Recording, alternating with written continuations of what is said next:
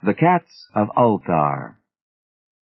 It is said that in Ulthar, which lies beyond the river Sky, no man may kill a cat. And this I can verily believe as I gaze upon him who sitteth purring before the fire. For the cat is cryptic, and close to strange things which men cannot see. He is the soul of antique Egyptus, and bearer of tales from forgotten cities in Meroe and Ophir. He is the kin of the jungle's lords, and heir to the secrets of hoary and sinister Africa. The Sphinx is his cousin, and he speaks her language. But he is more ancient than the Sphinx, and remembers that which she hath forgotten. In Ulthar, before ever the burgesses forbade the killing of cats, there dwelt an old cotter and his wife, who delighted to trap and slay the cats of their neighbors.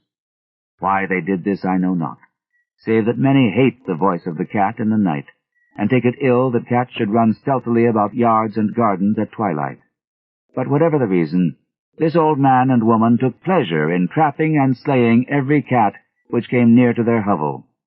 And from some of the sounds heard after dark, many villagers fancied that the manner of slaying was exceedingly peculiar. But the villagers did not discuss such things with the old man and his wife, because of the habitual expression on the withered faces of the two, and because their cottage was so small and so darkly hidden under spreading oaks at the back of a neglected yard. In truth, much as the owners of cats hated these odd folk, they feared them more, and instead of berating them as brutal assassins, merely took care that no cherished pet or mouser should stray toward the remote hovel under the dark trees.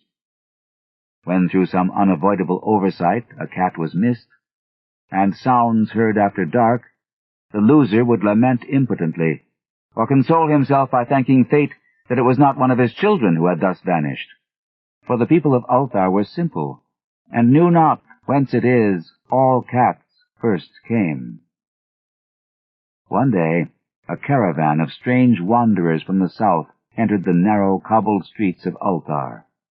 Dark wanderers they were, and unlike the other roving folk who passed through the village twice every year.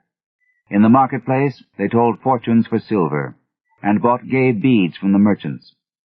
What was the land of these wanderers, none could tell, but it was seen that they were given to strange prayers, and that they had painted on the sides of their wagons strange figures with human bodies and the heads of cats, hawks, rams, and lions. And the leader of the caravan wore a headdress with 2 horns and a curious disk betwixt the horns. There was in this singular caravan a little boy with no father or mother, but only a tiny black kitten to cherish. The plague had not been kind to him. It had left him this small furry thing to mitigate his sorrow. And when one is very young, one can find great relief in the lively antics of a black kitten. So the boy whom the dark people called Meanies smiled more often than he wept, as he sate playing with his graceful kitten on the steps of an oddly painted wagon. On the 3rd morning of the wanderer's stay in Ulthar, Meanies could not find his kitten, and as he sobbed aloud in the marketplace, certain villagers told him of the old man and his wife, and of sounds heard in the night. And when he heard these things, his sobbing gave place to meditation, and finally to prayer. He stretched out his arms toward the sun, and prayed in a tongue no villager could understand, though indeed the villagers did not try very hard to understand, since their attention was mostly taken up by the sky, and the odd shapes the clouds were assuming.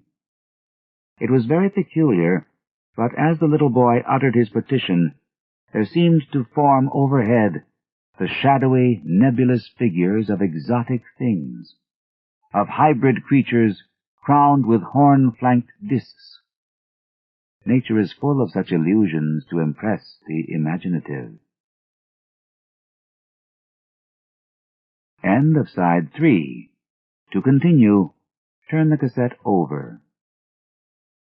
Side 4. Dagon and Other Macabre Tales by H.P. Lovecraft. Continuing with The Cats of Ulthar on page 57. That night, the wanderers left Ulthar and were never seen again. and the householders were troubled when they noticed that in all the village there was not a cat to be found. From each hearth the familiar cat had vanished. Cats large and small, black, gray, striped, yellow, and white. Old Cranon, the burgomaster, swore that the dark folk had taken the cats away in revenge for the killing of Mini's kitten, and cursed the caravan and the little boy. But Nith, the lean notary, declared that the old cotter and his wife were more likely persons to suspect, for their hatred of cats was notorious and increasingly bold. Still, no one durst complain to the sinister couple, even when little Atal, the innkeeper's son, vowed that he had at twilight seen all the Cats of Ulthar in that accursed yard under the trees, pacing very slowly and solemnly in a circle around the cottage, two abreast, as if in performance of some unheard-of rite of beasts. The villagers did not know how much to believe from so small a boy, and though they feared that the evil pair had charmed the cats to their death, they preferred not to chide the old cotter till they met him outside his dark and repellent yard. So Ulthar went to sleep in vain anger. And when the people awaked at dawn, behold, every cat was back at his accustomed hearth, large and small, black, gray, striped, yellow, and white. None was missing. Very sleek and fat did the cats appear, and sonorous with purring content. The citizens talked with one another of the affair, and marveled not a little. Old Cranon again insisted that it was the dark folk who had taken them, since cats did not return alive from the cottage of the ancient man and his wife.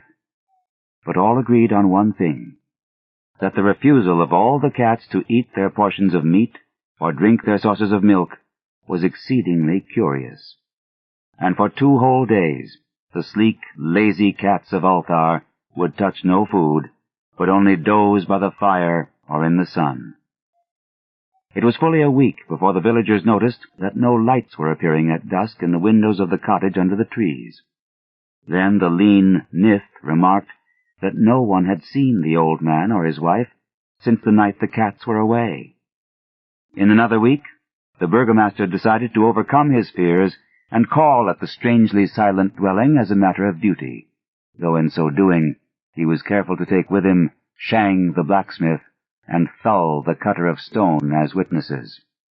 And when they had broken down the frail door, they found only this: 2 cleanly picked human skeletons on the earthen floor, and a number of singular beetles crawling in the shadowy corners. There was subsequently much talk among the burgesses of Ulthar. Zath, the coroner, disputed at length with Nith, the lean notary, and Cranon and Shang and Thull were overwhelmed with questions. Even little Atal, the innkeeper's son, was closely questioned and given a sweetmeat as reward.